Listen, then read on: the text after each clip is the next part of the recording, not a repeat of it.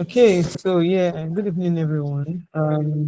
Welcome to the end of April and also our April technical session. So, um, as usual, ground rules. You should be respectful to everyone. Please keep your microphone muted except you're talking.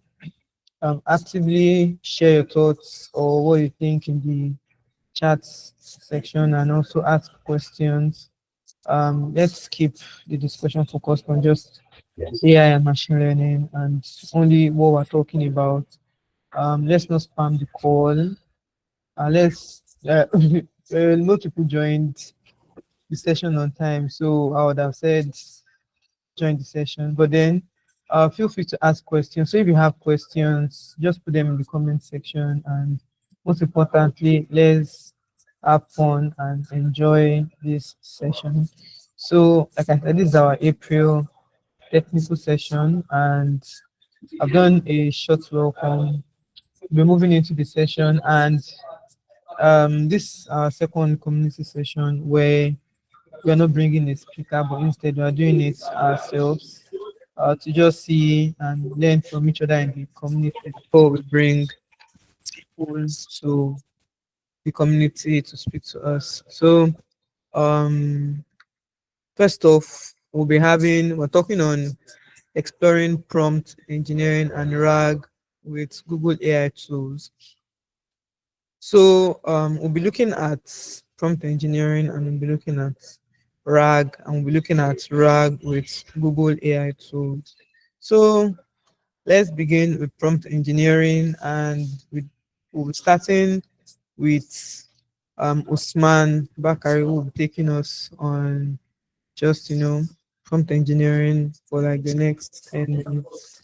So Usman is also from the community. Nice to have you, Usman. Back to you.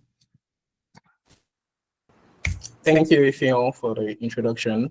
So, good evening, everyone. My name is Usman Bakale, and yes, I'm a member of ML Lagos. And just for the records, I'm not an expert, so we are all here to learn, right?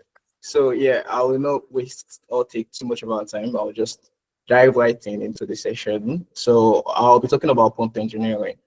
So, I'm very sure that prompt engineering is not something we're all just hearing for the first time. I mean, of course, everyone here must have used a conversational LLM or ChatGPT or Gemini or any of this, generative AIs. So, of course, at one point or the other, you must have written a prompt. So, we all know what a prompt is, and whether consciously or not, we must have done some kind of prompt engineering while using these tools. So, I will start with same defining or trying to explain what a prompt is. So basically, a prompt is an input that you give to an LLM or a generative AI, so to say. So that's a prompt. So, and why do we need prompts? Because large language models, they are trained on large corpus of data, and they are trained to do a lot of tasks. So because they have access to large data, they are trained on large data, and they are trained for multiple tasks. You have to tell them exactly what you want them to do. So if you want something from an LLM, you have to tell it, okay, this is what I want. This is how you should do it. So that is basically what a prompt is. A prompt is like, you could say it's an instruction, you could say that. So it's basically an input you're giving to the model to tell it that, okay, this is what I want. So that is why we need a prompt. So now what is prompt engineering? So prompt engineering is basically you just trying to write your prompt in such a way that you get exactly the output you want. So prompt engineering is the major difference, or let me say is the major reason why two people would ask ChatGPT the same question, but they will not get the same answer. Sometimes people will be like, oh, ChatGPT will give you, if everybody's using ChatGPT, we will get the same answer. Well, that's a lie, because the way we all use ChatGPT is different. The way I use ChatGPT is definitely going to be different from someone who doesn't know how to write prompt. You just go there, oh, ChatGPT, tell me this, and that's all, that kind of thing. So, how do we go about prompt engineering? So, when you're chatting with ChatGPT, you're giving it a prompt, right? But on a deeper level, where you are doing prompt engineering, probably you're trying to use ChatGPT or you're trying to use OpenAI API, like you want to build something with ChatGPT. So then your prompt is going to be what you're inputting, what you're telling the model, why you're training, or why you're building is different from, or you're just going to ChatGPT and telling it, okay, this is what I want. That is a sort of prompt, and prompt engineering can be in that sense too, of course. So pick a model, maybe ChatGPT or maybe Gemini or whatever AI tool you want to use. That's the first step for your engineering model. Then you would want to configure the output or the LLM's output. Yes. I don't know if I can be able to share my screen. I would like to share what Google AI Studio looks like. So I'll be able to explain some terms. Yeah, Can I sure. just, Let me just stop sharing. okay. Sorry, stop presenting anyone. Okay. All right.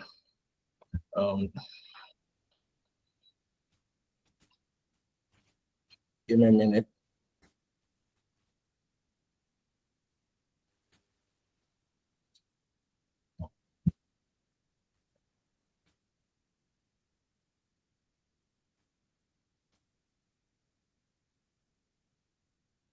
Okay. So this is Google AI Studio. So we can do some sort of prompt engineering from here. So we have to pick a model. Like I said, first thing, pick a model. There are a lot of models we could pick from. You can see Gemini 2.5 and all of that, Gemma. So first thing you want to do, pick a model. Then you configure the LLM's output. How do you configure the LLM's output? We all know that LLMs, they like text basically is sequential data, and the way LLMs work is they just try to predict, oh, what's the next word? I have this. If I have this word, what's the most likely word to come after? So it's a form of sequence, right? So that is how these LLM tools, that's how they work. So first thing you can set is the output length. You can see there's an output length. So output length is basically, okay, the number of tokens a model can generate at a time. Or let me say in a sequence, number of tokens that you can generate. That's what your output length control. Then another thing you could set is the way your model samples the tokens it generates. So when your LLM is predicting, the way it selects the next word or the next subwords, whatever, the way it selects the next token, that's sampling. So there are different sampling techniques, and there are some that you can set while you're setting up your model before you start your prompt engineering. So there is Goody search. Goody search is basically your model picking, or let me say, yes, picking the most probable next token, like the token with the highest probability. Okay, like this word, like assume two words, they always come after each other. So if you have the first word, your model is definitely going to predict the next word that's supposed to come after those two subwords. So something like that. Then you also have random sampling, which is when your model just selects as random based on probabilities. Then you have temperature. So that is what this is for. So you can set the temperature of your model. So what this affects, or what this does, is it determines how random your model is in its output. So when you set a very low temperature, your model is basically just going to predict the next most likely word. That's what your model is going to predict. Your model is just going to be predicting, okay, this is the word that comes next. This is the word that comes next. Your model is not trying to consider, okay, what's the possibility of having more than one word coming after this? What if that is not what this person wants? So the higher your temperature, the more creative your model is, basically. So for this model, you could go from 0 to 2. So that's the temperature. So something else you could set is top K. That is the way the model samples the token. So top K is basically saying, okay, I want you to pick from, let's say, the top 5 tokens that you've generated. So the model is going to pick from like top 5, top 3, something like that. I don't think you can say that here, or maybe it's just for this model I'm using on whatever. But you can set top P. Top P is basically saying, okay, we're working with probabilities, right? So, okay, this is the probability max I want. So I want you to consider tokens that the probability cumulatively add up to this value. So here we can see this is, so of course, probability is basically from 0 to 1. You can have probability adding up to more than 1, right? So your top P is always going from 0 to 1. So if you set a very low top P, you're basically saying, I want the most likely word. So your model is not going to consider too many options, that kind of thing. It's just going to consider, okay, after this is this, that kind of thing. But when you increase the top P, you're giving your model more like options to consider, like, okay, I can consider all these things. So all this is basically you configuring your model. That's everything you could see here. So you can determine the output from top P, temperature, top K. So you can set all this and they will affect the outputs you get from your model. So this is not something you can get from ChatGPT. You go to ChatGPT will not ask you, okay, what temperature should I use? So that's the difference with when you work with an API and when you're just using the model like ChatGPT. And okay, so after configuring the outputs, what else can you do? Then we go into the prompting techniques, right? So there are different ways you can write prompts. Some of the things we already do, probably we don't have a term to it yet. So the first one is zero shot prompting. Zero shot prompting is basically you go into ChatGPT or Gemini, you say, okay, what is today's date? Or something very random, like what is my birthday? You go into ChatGPT and what your birthday is. That's a zero shot. I mean, ChatGPT doesn't know. Or let me put something that is okay, more classical. Okay, you ask ChatGPT like, okay, how do you prepare jollof rice? Something like that. ChatGPT probably doesn't know what how to prepare jollof rice, but that's zero shots. You are not giving it any example or something to work with. You're basically just going like, okay, I don't know what you were trained for. I don't care what you were trained for. I don't know. I don't want to know. Just give me an answer. So zero shot content, we do that a lot. Like you just go to ChatGPT. Okay, I want to know something. Ask ChatGPT. That's zero shot. Then we have one shot, few shots prompts. So one shot means you basically provide a model with an example. Like, okay, oh, let me do something like that. Let me just give us an example. Like to say boy, I like to say, okay, boy, girl. So, mom,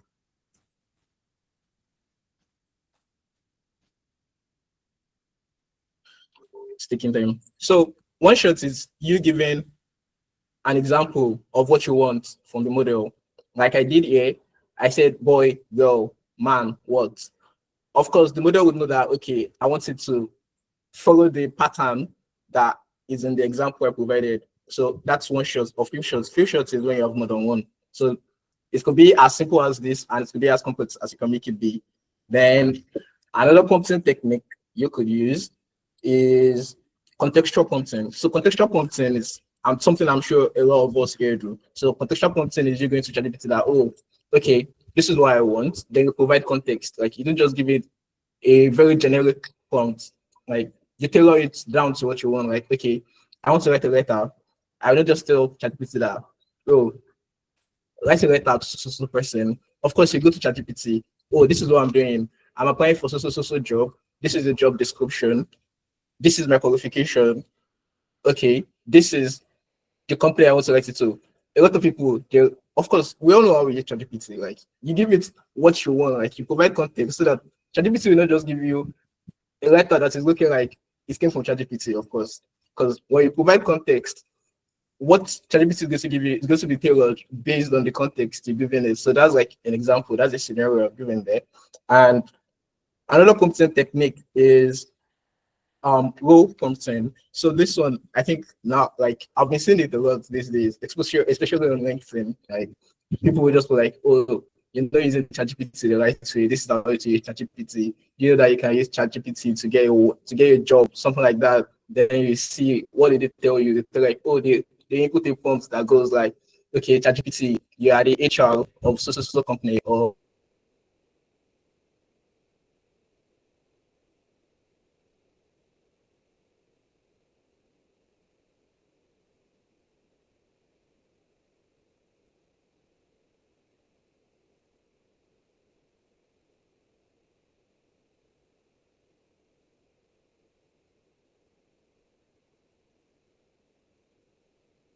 Hello, can anyone still hear us, man?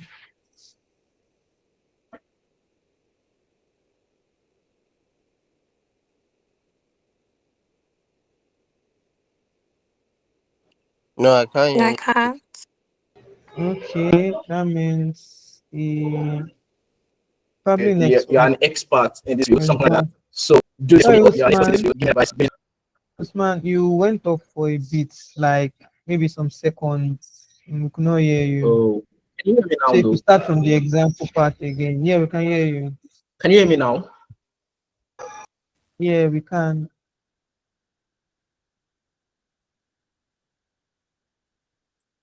Oh, Yeah.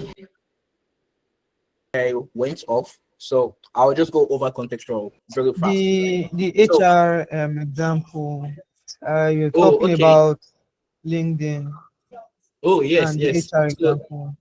okay, okay. Thank you very much. So that means I was talking about role content where you give the model a role to play. You're basically telling the okay, this is where you are. Like this is the role I want you to play. Don't just give me answer based off anyway. Like okay, yeah, you're an expert in what's it called? What's the word now? Okay, let's just say ChatGPT, you're an expert in retail or properties, right? So I want you to give me advice on what properties to buy. I don't know what to do. Give me advice. You're an expert. So that is what content. You're basically telling the model to create this role and give you the answer you want based on that. So it's kind of like contextual, but it's not contextual because contextual content is basically just providing context. You're not telling the model to be this person or be anything in particular. You're just telling that okay, this is where I'm coming from, kind of thing. So okay, then okay, from that, another concept technique you could use, or you could use is chain of thoughts. We have chain of thoughts content. So chain of thoughts is mostly used when you have like difficult tasks. Like let's say you have a mathematical question to give ChatGPT. There is one that I usually give ChatGPT that I know that most of the time, if you don't explicitly, or if it's not that you've asked ChatGPT that question before, first time you ask it, it's going to go wrong. Like it's a mathematical question, right? It's all this, I think age, word problems like, okay, I am 12 years older than my brother, or I am so years, or when my brother was 6, I was this year, I was this age. So right now I am this is my age. What is my brother's age? Depending on the model of ChatGPT you use, though, because I know that they are also improving. So the newer models might be able to answer that question, zero shots. Just give me the question. It's going to answer you. But let me see. Let me try and enter the prompt here and see if I'll get an answer that is actually correct. So we'll be able to like see the importance of actually entering prompts, the right way. So what should I type? Okay. Mm,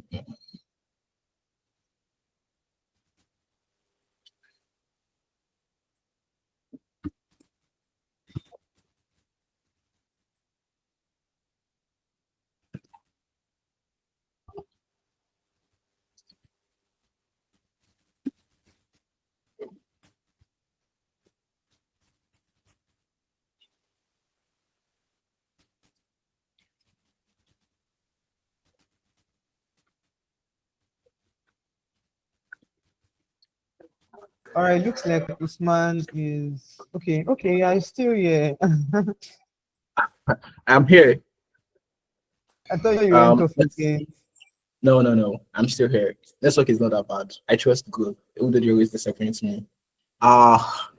You see, okay. Let me actually check because me say we ask question. Okay. You see, my sister is okay, okay. Like this model is intelligent, but if I use the lower model, it's probably get this question wrong. But what this model has done here is basically what you put in a contextual prompt.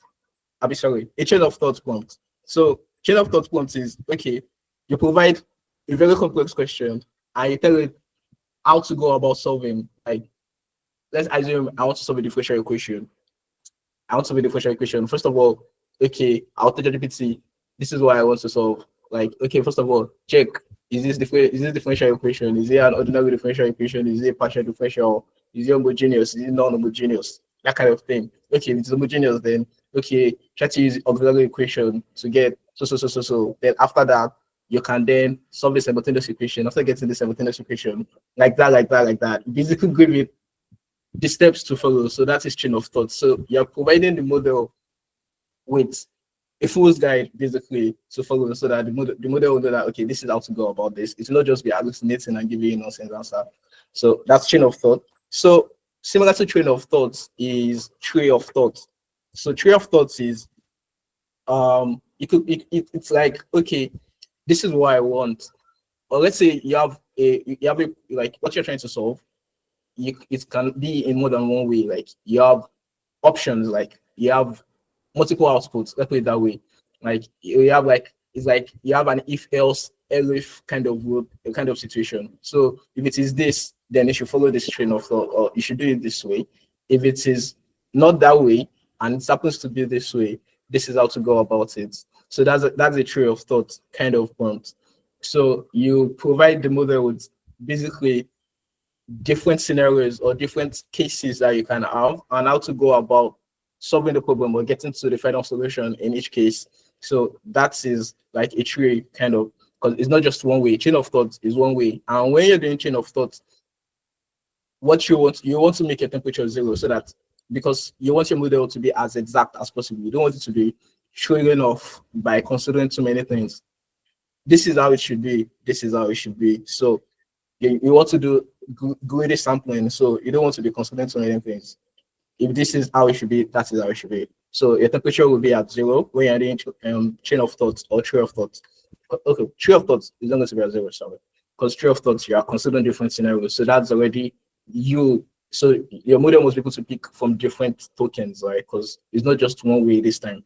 So that's basically like a summary of all the content techniques that we can use or that we have. That's not everything, I'm sure. But so not to take time, I'll just go over the best practices that you can make use of when you're writing your prompts. So basically best practices for content engineering. So first thing is provide example. If you know you're asking something that it's not just something that the model could just check Google or easily get the answer to, then you might want to provide an example so that your model will know that okay, this is what I'm supposed to do. Or let's say you want your output in a particular way. If you provide an example, the model will have something to work with. It's not just be giving you like just generic stuff. Like imagine I want to write a letter. The way I use ChatGPT, I would write my letter myself. Then I'll tell ChatGPT, okay, well, this is what I've written. Okay, can you put this way? Or I give it context, like I made the example. I'll tell it, okay, this is actually what I'm doing. This is so. Now look at this. This is what I've done. Can you make it better? Or do this, or do something about it. Check the grammar, check whatever. That is how I use ChatGPT. So I'll basically provide it an example. I'll provide it with an example. So when it's giving my answer, it's to know what to work with. It's not just decide to change the company name or change the job title, something like that. Because when you're giving it, most times it just tell you, okay, attach the job title here, kind of thing. But when you give an example, it's know what to work with. So next thing, you should design your prompts with simplicity. I mean, even if you're talking to a human being and you're using big grammar or you're not very clear in the instruction you're giving, the person will probably do something wrong. Not stop of a computer. I know computer is supposed to be more intelligent, but sometimes I feel like computer is stupid because the way you have to break stuff down for a computer to understand, you might not necessarily have to break it down that much for a human being. So design with simplicity, make your prompts very clear and concise, right? So the model will know what you're asking for. If you want it to give you an output in so format or JSON format, for instance, you tell the model, do this, then give me the answer in JSON. So the model will know that, okay, this is what I'm doing, right? But I'm not just providing the answer in any form I feel like. I have to provide this in JSON format. There are sometimes when ChatGPT, like you ask it to select a letter, you could tell it that, okay, after writing it, put it in the Word document, you could tell it to put it in PDF format. It will do that for you and it's, generates the PDF or the Word document that you download and, you have your letter in PDF or Word document, however you want it. So be clear with what you want. Then what else?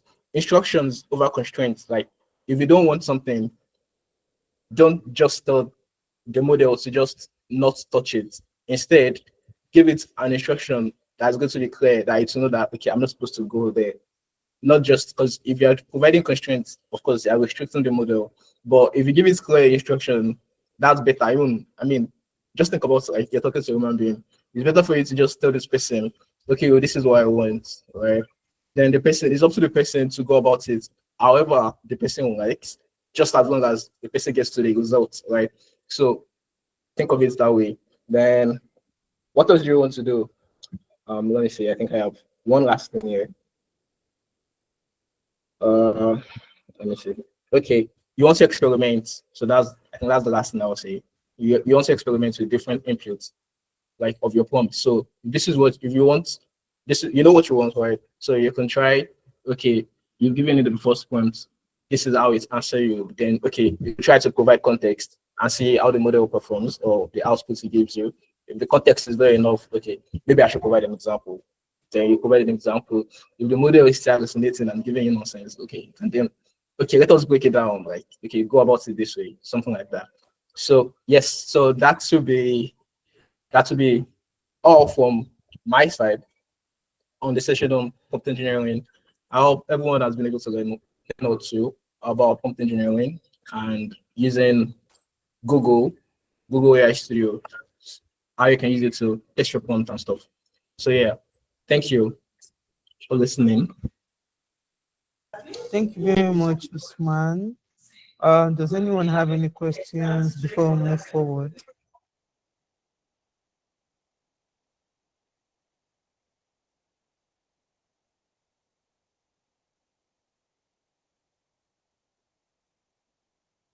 So that means there are no questions. Okay. So moving forward, yeah. Thank you. I was about to say you should stop sharing. So just let me share back now.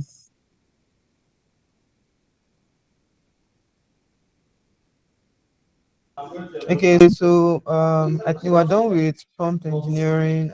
No one has any questions. So moving to RAG, right? And over to you, Dami. So Dami is both a member and she's on the core team. So yeah, Dami, you can put us through RAG. So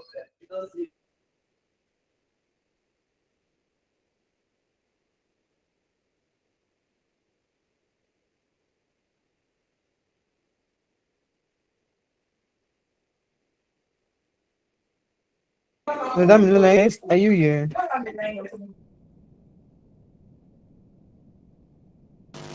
Yes, I am. Yeah. Yeah, I was saying you could put us through the RAG session.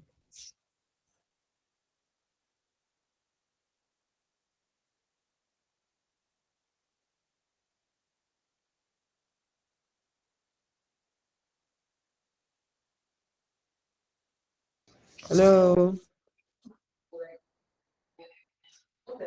Hello, hello. Yeah, I guess I want to connect it to my laptop. Oh, okay. I'm trying to present here. Okay, all Okay. right. So when you're ready, you can just let me know. So I'll stop sharing screen. Okay.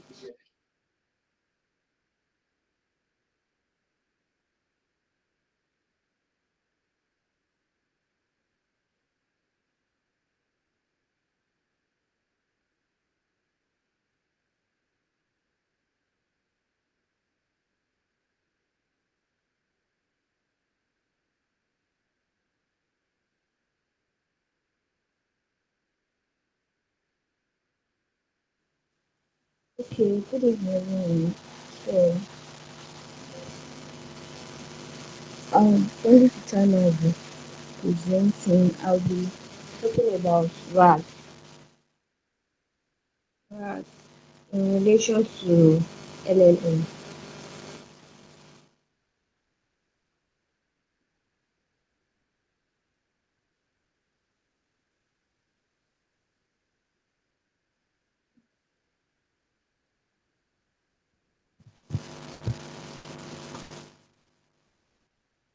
Okay.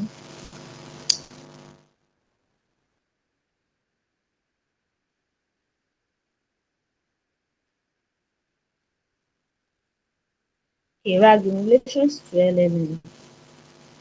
Yeah. So, Yeah, so first LLM is like LLM like ChatGPT 4. I'm trying to present with my laptop. Okay.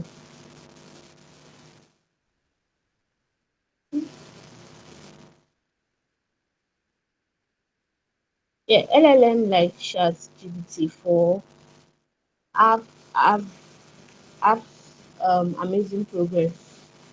Like they have amazing progress, but they come with limitations like outdated knowledge, hallucination, and generic responses.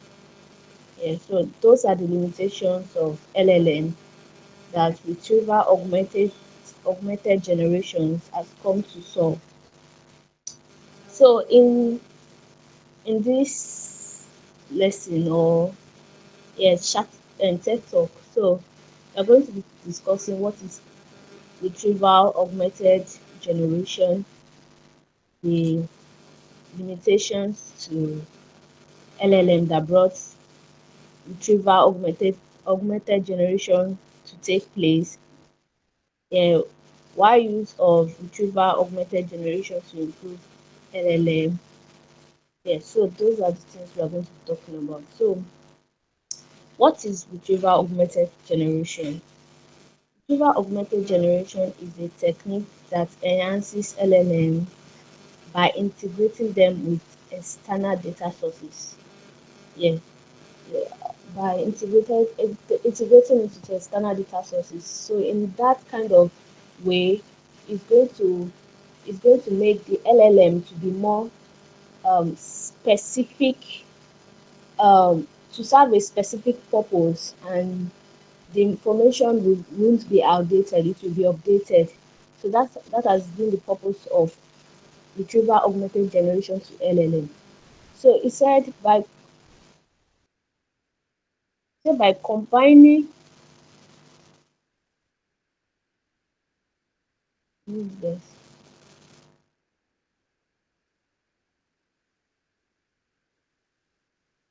yeah, by combination of,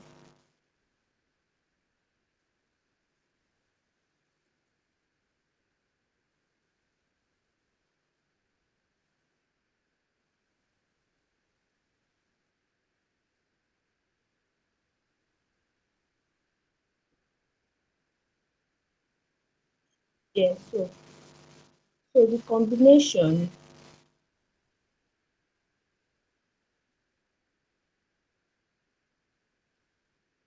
okay, yeah, so as I said, retrieval augmented generation has come to overpower LLM in deficiencies such as such as limited knowledge, hallucination, and it makes the LLM to have a specific purpose. So I say retrieval augmented generation enables AI systems to produce more accurate and contextually relevant purposes. LLM are powerful but comes with inherent limitations such as limited knowledge. LLM can only generate responses based on their training data, which may be outdated or lack domain-specific information. Yes, other limitations that make us to migrate from LLM generate to retrieval augmented generation is hallucination. Hallucination. These models sometimes generate plausible sounding but incorrect information. Yeah, it's just like a fantasy, but it's not real, it's not working. Yeah. So and the next limitation that make us that RAG has come to empower LLM is generic purpose, generic response.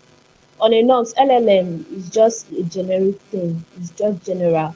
But RAG has come to make it specific. Yes, according to what I said the other time, I say accurate and contextually relevant purposes. So Without access to external sources, LLM may provide an imprecise answers. Then generations addresses these issues by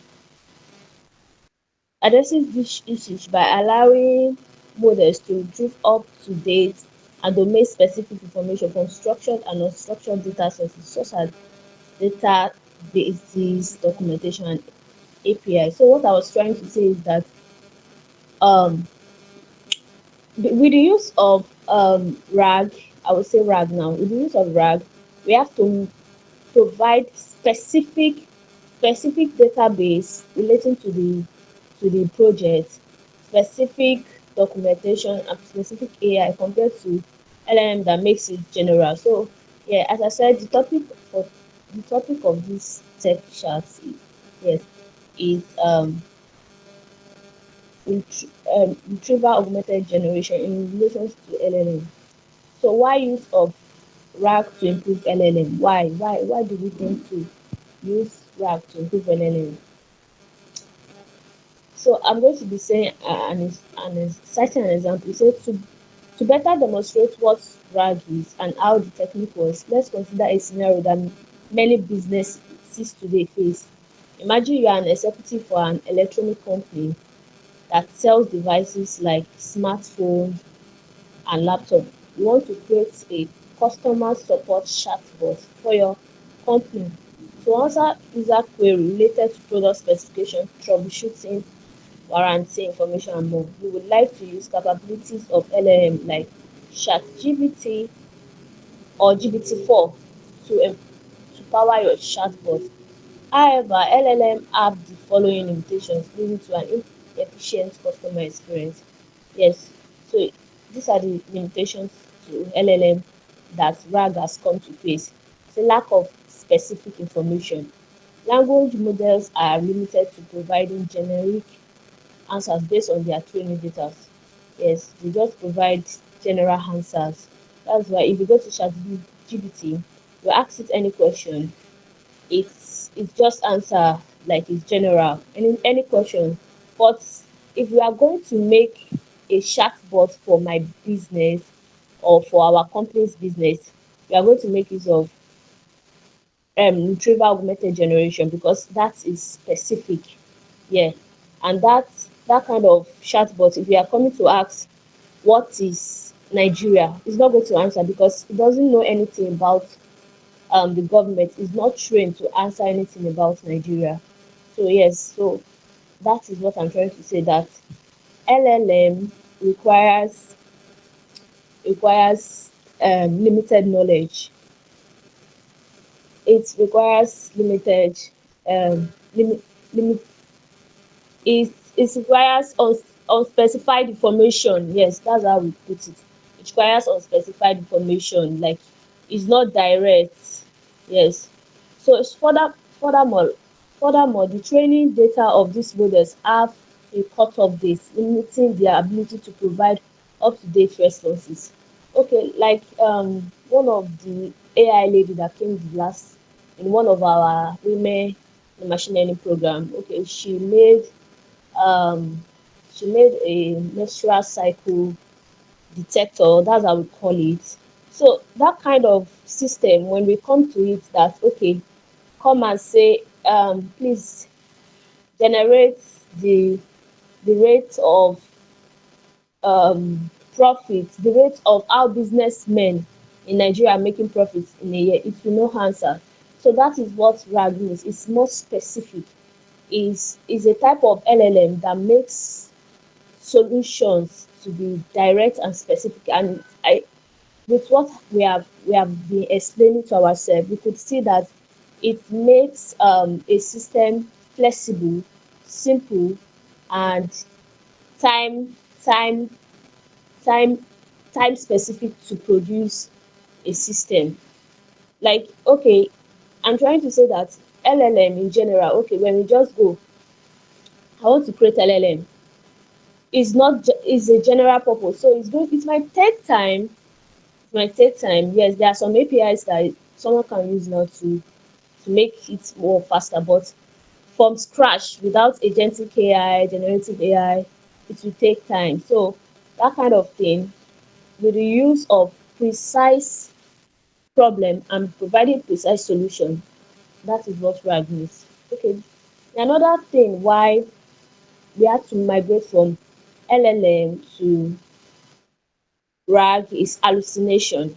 LLM can hallucinate, which means that they tend to confidently generate false responses based on imagined facts.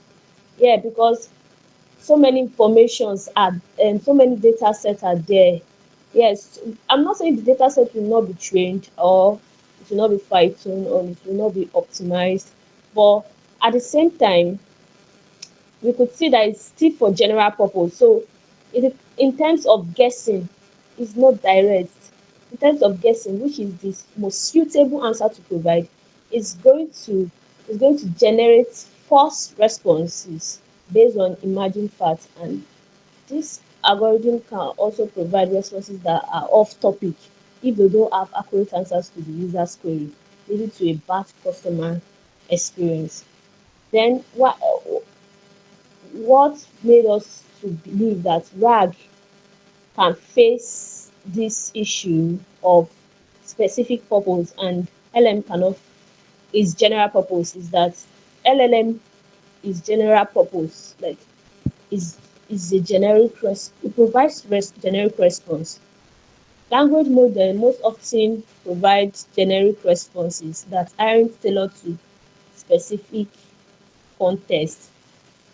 RAG effectively bridge this gap by providing you with way to integrate the general knowledge based on LLM with ability to access specific information. Yes. So methodology of enhancing RAG to our system allows highly accurate and reliable response that are tailored to your organization need. So how does RAG works? Now that you understand that RAG is, let us look at the steps involving setting up framework. So these are the process, like this are the process how RAG works. We have step one, data collection. One must first gather all the data that is needed for the application in case of the customer support chatbot for an electronic company. Yeah. So it's data gathering, data collection, data set. We have to look, okay, is this data on cargo? Okay, I want to make a chatbot that detects when will my next menstrual cycle be. So is this set of data on cargo? Is it on where can I get the data? Will I have to make the data set myself? So yeah, so that is the first step to make a rack system works. So this includes user manual, the product database, and a list of frequently asked questions.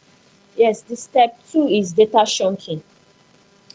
Allowed to make RAG was the step two is data chunking. That data chunking is the process of breaking your data down into smaller and more manageable pieces. For instance, if you have a lengthy 100 pages user manual, you might break it down into different sections, like okay, yes, different sections, each potentially answering different customers' questions. This way, each chunk of data is focused on specific topic. When a piece of information is retrieved from the source data set, it is more likely to be directly applicable to the user's query. Yeah. So, data chunking, and it can also be known as moduling. Like, okay, make it okay. This is what this function will do in the LLM. This is what this function will do. So if you make the function to be specific, like okay, yes, and it makes the system flexible, and the data shrinking process makes the ability for reusability. You can easily pick one part of the chunk and use it maybe in another code next time. Yes, in software engineering process. Yeah. So data chunk is the second step. Then we have the third step, which is document embedding. Now, you see, now that the source data has been broken down into smaller parts, it needs to be converted into a vector representation. This involves transforming data, test data into embedding, which are numeric representation that captures the semantic meaning behind the text. In simple words, data document embedding allows the system to understand usual queries and match them with relevant information in the source data set based on the meaning of the text. Instead of a simple word-to-word comparison, this method ensures that the responses are relevant and aligned with user query. So yeah, so what we mean here as document embedding is that this process is involving transforming of the input to the mathematical representation. Okay, if I enter, well, okay, when, okay, like that kind of menstrual cycle detector, just as an illustration, I'm going to, what are my inputs? When, when last did I have my menstrual cycle? Was it okay? Um, I'm trying to get what was my age. Those are the inputs. So in terms of transforming it, I don't know. Just wanted to say that it's like star rounding or um, so yeah, so is the transforming of the inputs part to the mathematical section. That's document embedding. Then the next step 4 is handling user queries.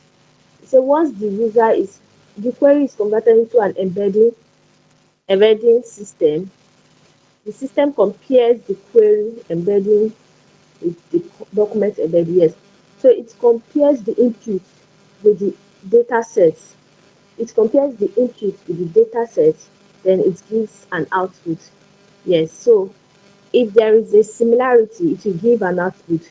If there is a difference, it will give an output. If there is a neutral answer, it's going to give an output. That's step 4.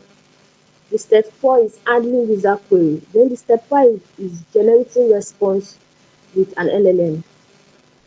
So yeah, so this is generating response with an LLM, which is to to accomplish the steps required to generate response with an LLM. You can use a data framework like Llama Index.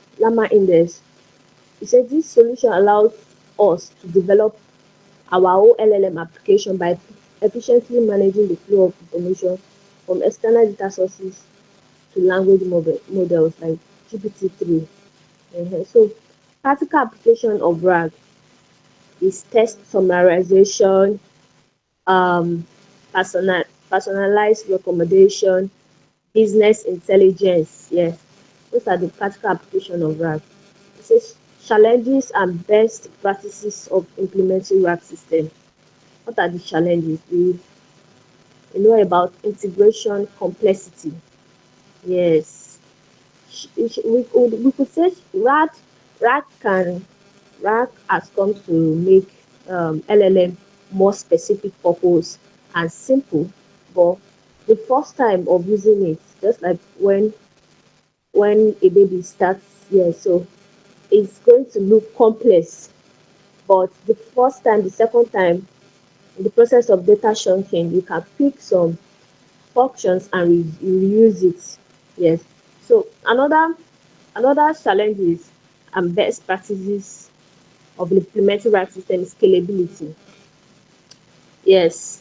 Okay, I read some documentation yesterday that said the modeling of an AI system is simple compared to the development of an AI system. Like that deployment itself, that's what makes it takes time. So in terms of scalability, he said many complex operations needs to be performed, such as generating, embedding, comparing the meaning between different pieces of text, and retrieving the data in real time. So these tasks are computationally intensive and can slow down the system as the size of the source data increases. Yes, scalability in terms of how fast it is, how real time it is. Yeah. He said the implementation of vector databases can also mitigate the scalability challenge the RAG system. This database allows us to handle embedding easily. Then another challenge with RAG is data quality. You see, in these features, organizations must invest in a diligent content creation and fine-tuning process for our data to be very quality in RAG system. We have to make the organization invest in diligent content creation and fine-tuning processes. Yes, yes. So yeah, the final summary is that RAG is currently the best known technique to leverage language capabilities of LLM alongside a specialized database. Yes. Then it said RAG applications have their limitations. Yes, even though we are using RAG, it has its limitations in terms of quality data that I've said, in terms of scalability, but it is more reliable. It is more reliable, and it attracts the the space of credibility to the users. Yes, thank you. That's the presentation. And I just want to present it on my laptop. Yeah. All right, thank you very much, Samuela. Does anyone have any questions concerning this? So I'll just take it to the Q&A. Does anyone have like any questions concerning RAG? Okay, I'll take that as a no again. So meaning that you that came to this call are like bosses or what exactly? Or you already know about it. So in the absence of any questions, before we round up, I'll just be taking the final part now. RAG with AI, the Google AI, and honestly, it's not anything much on my end. I actually had like okay, so I had a session some I think last week or so where I spoke on building a conversational chatbot. I'm going to share the link by the way, where I spoke on building a conversational chatbot with Gemini and LangChain. And you know that definitely when Gemini is under one of the Google AI products and LangChain is used for a lot of things, right? So this is on you know that also when you're doing like chatbots, you need like RAG, right? At some point, especially when you want to make your chatbot more um conversation away. So I worked, this was a workshop that I did. So I'm going to share the link and we went over from basic prompting to prompt engineering to sentiment analysis. And I think this part of RAG is here. So this is with memory, right? So you know that when you're building, like if you don't use memory or you are using like maybe a anything like a what do I call it, like a list as your conversational history kind of thing. You know that at some point it's going to over like it's going to grow, like the tokens to grow over like time. So there was a message. I think yeah, there's an example of a simple token growth. Well, it could be linear and it could not be linear. So yeah, using LangChain, use it to like for memory management and the likes. And basically this workshop, you can run it in your free time. I think it works up to RAG. Yeah. Okay. So after that RAG, then I use RAG again, and you can put in any what's the name? Any documents. I just used like a TXT document here and I ran it and I asked it the questions. I used embeddings from the LangChain library, that's the Google Generative AI embeddings.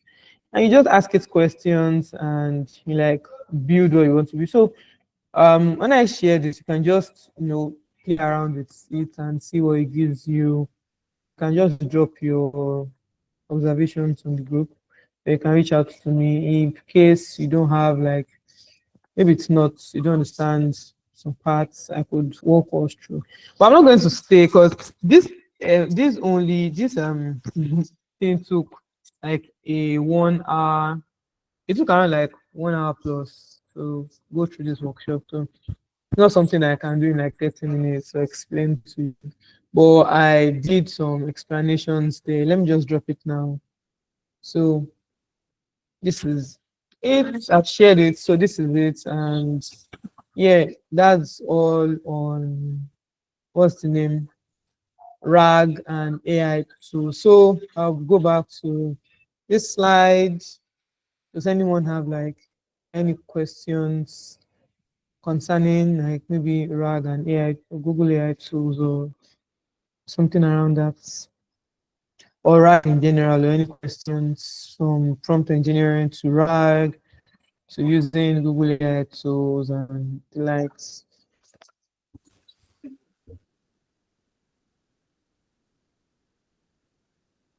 Okay, yeah, you can go on. You can unmute yourself and just ask. Okay, so my question basically is, how do you go about designing prompts for specific user case?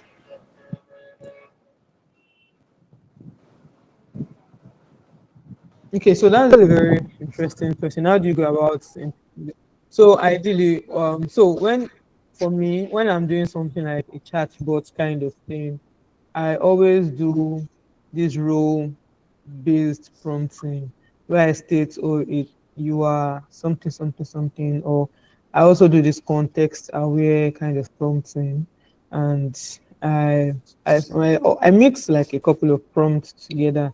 So depending on my use case, if my use case is maybe I need to provide examples on how we should provide my answer, I would add some maybe a few short prompting and add it with a rule-based kind of prompting or meta prompting. Basically, it depends on what I want to build. So, like I said, if it's a chat, but I want to answer questions, I would do something like the meta, either meta or role based kind of prompting. Maybe it's just to answer questions generally.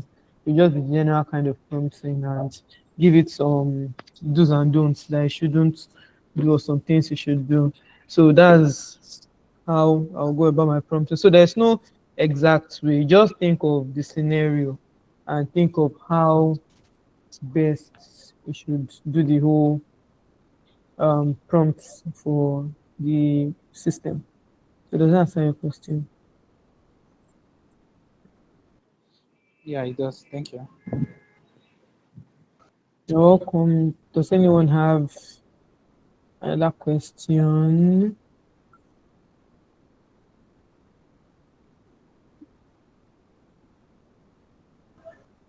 Okay, I'll take that as a no.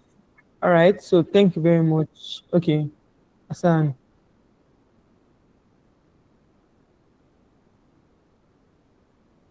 Yeah, you can ask a question. Okay, so thank you very much for the presentation. I want to ask regarding beyond chatbots and user generated responses that you've explained. Can can this reversal augmented generation can it be used in cases of where AI needs to analyze data apart from just chats like text data and give similar responses based on that kind of data? Okay, that's a very good question.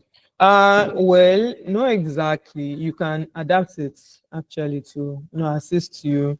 Maybe you do something like NLP, data querying, or you pass your data and then you ask it to give you insights like from it.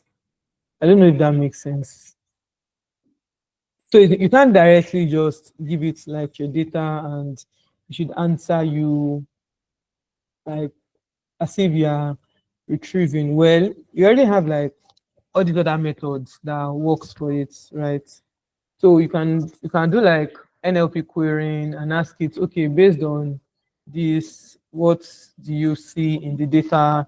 And also, you know that data has to be like all this, like okay, well, for RAG, you use documents basically.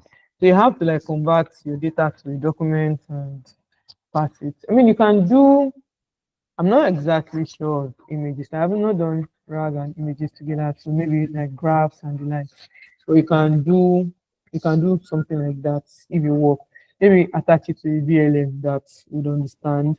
Then you can ask it to generate maybe sites from reports for you, or just general sentiment around it. I mean, those methods would work. So sentiments like, okay, maybe over what do you think is like the trend in what you're doing, and yeah, but it's going to be less effective because it can't really understand what you are doing, or it doesn't really. It's not built for data analysis. Is less effective actually. So yeah, that's an answer to your question. Does that answer your question? Okay, okay. Thank you very much. So in that kind of situation, we have to look for other better alternatives instead of using RAG as a model for something like that.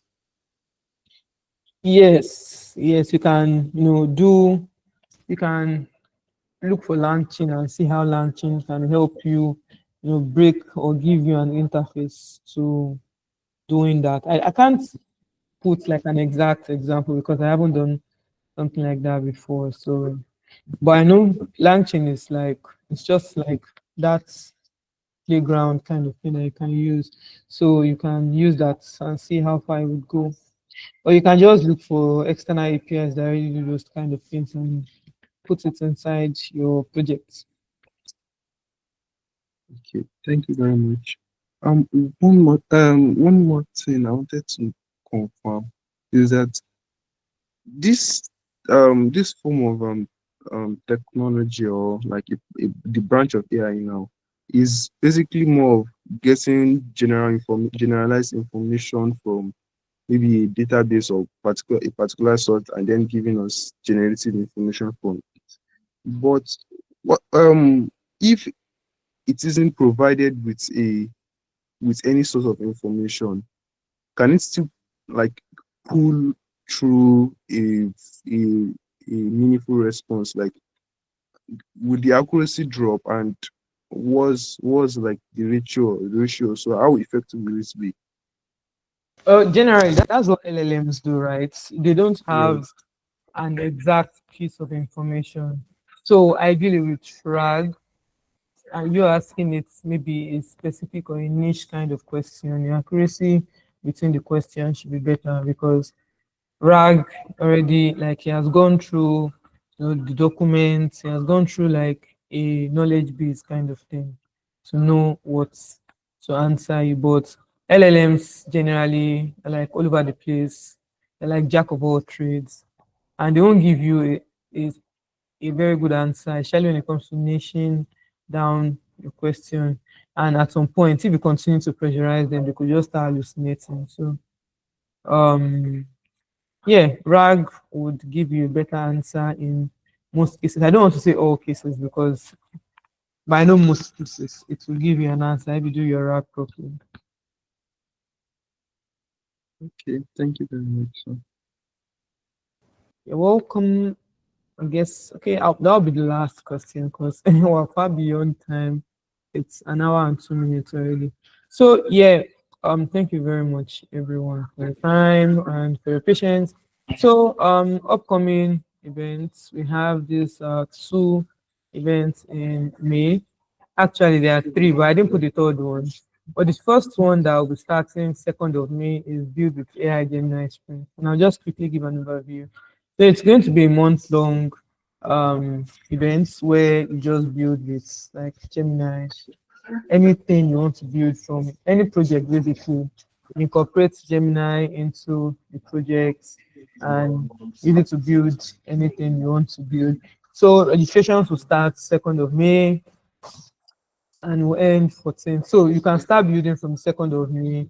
You register, you get invited to the group, and you can, you can go solo, you can go with a team and just build.